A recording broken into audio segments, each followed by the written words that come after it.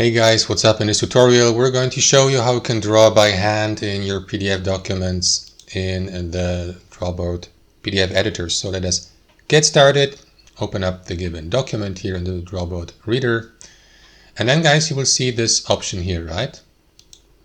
What you want to do is click into it, and here select, for example, the tool. You can go with a pen tool, a highlighter, and so on and so forth. I will go with the pen tool. Then click into this button here to select a stroke color. I will go with blue. You can also choose a custom color picker here or use the X color code in the bottom right. So let us go with blue, right?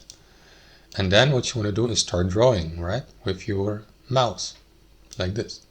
You can also go through these settings here.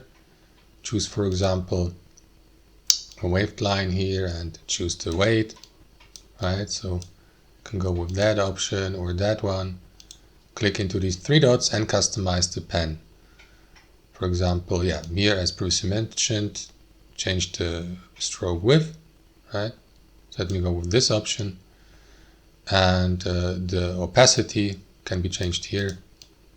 And then apply your new setup and draw by hand.